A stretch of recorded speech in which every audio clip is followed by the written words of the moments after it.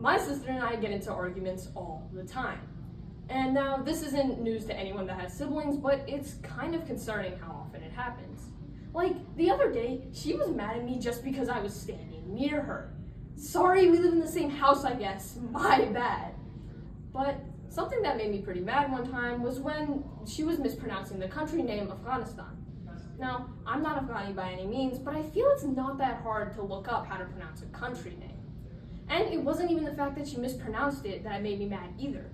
It was the fact that when I politely corrected her, she started yelling at me. I even Googled it just in case she didn't believe me, and she was still yelling at me, saying that I was all wrong. And this interaction eventually got so heated that she hit me, as does any rational younger sibling does. But I was confused. Why was she getting so mad over a small disagreement? Stubbornness? Sure. But it's also closed-mindedness.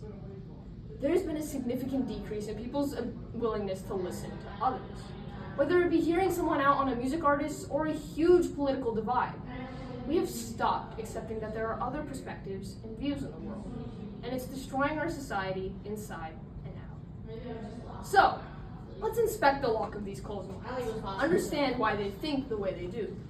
Then, see how being locked up like this can really hurt society. And finally, find the key and unlock a mindset that is better for everyone. It's not shocking that we prefer to be around like-minded people. It's comforting to be able to have a conversation with someone that has identical ideals to you. It's a kind of validation we get from a feeling of belonging, something we often crave.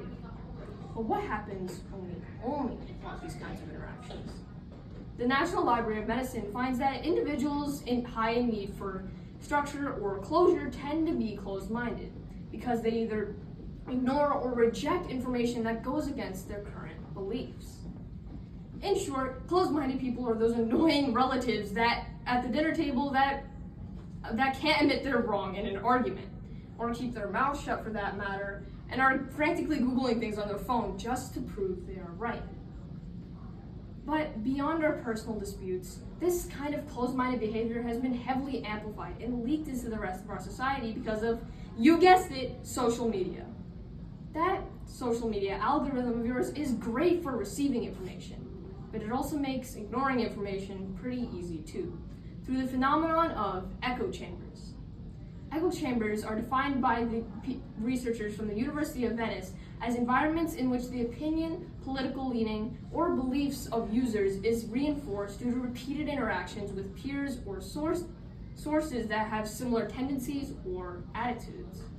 Ever heard of conspiracy theorists? They're a great example of echo chambers.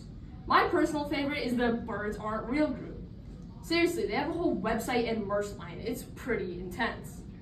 Peter McIndoe, a performance artist and film writer, gave a TED Talk on the behavior of conspiracy theorists, specifically focusing on the Birds Aren't Real group. And he says, what happens when someone tells you that you're stupid, that you're all wrong? Well, all wrong, and that you're the problem. You tend to feel dismissed, and that may lead you to seek safety in those who are like-minded, affirming your selfhood, giving you a sense of identity and belonging. When someone tells us that we're wrong, we don't respond to it well, and that is exactly the issue with closed-mindedness. While we're on the topic of conspiracy theories, why don't we go to the home of them?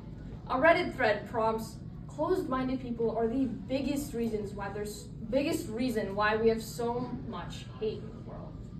And while I have my many doubts on quoting from a subreddit titled r/deep thoughts, this statement is unfortunately quite true.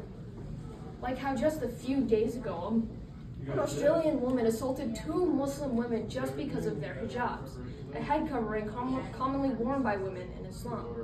She allegedly grabbed and choked one of the women by her scarf while separately assaulting the other, all because her beliefs were a little different from theirs. Or the significant increase in anti-LGBTQ+ related hate crimes in Arizona, with barely any laws to prosecute such behavior. Or the fact that 70% of hate crimes and hate speech that the UN reports that 70% of hate crimes or hate speech continues to be targeted towards minorities.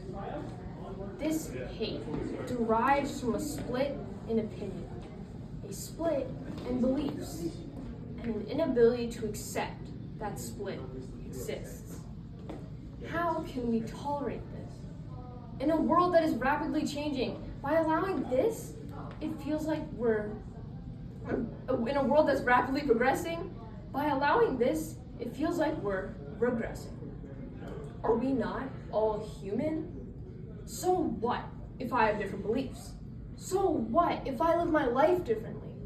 So what if I look or dress differently? Does that constitute blatant hate? Does that mean I should be treated as anything other than human? I often wonder how peaceful the world would be if we just accepted that other perspectives and views exist. Mostly because I have been surrounded by closed-minded people my whole life.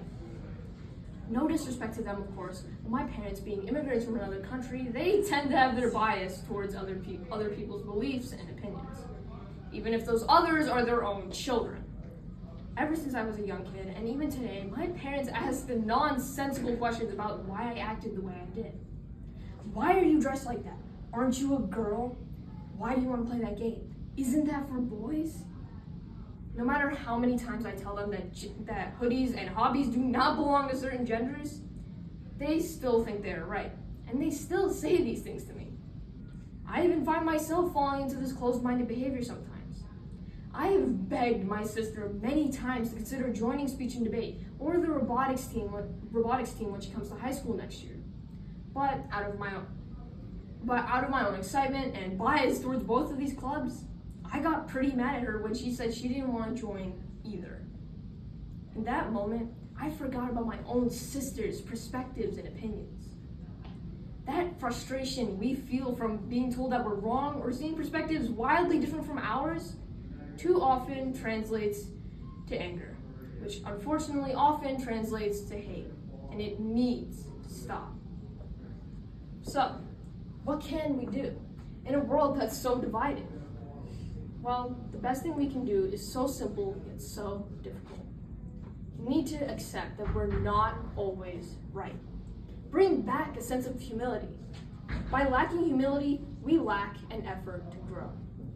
Florida Atlantic University says that by having that mindset that you know it all, you won't take the time to learn from others, only harming yourself in the process.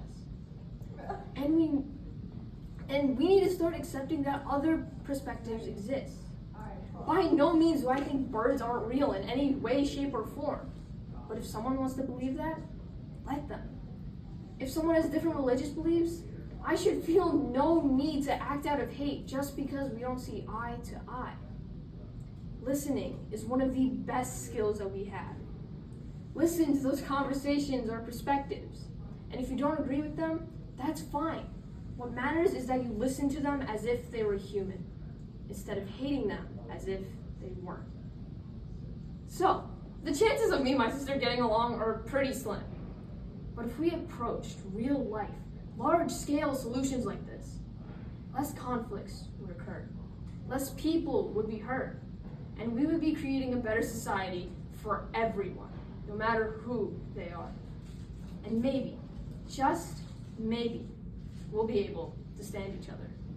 Thank you.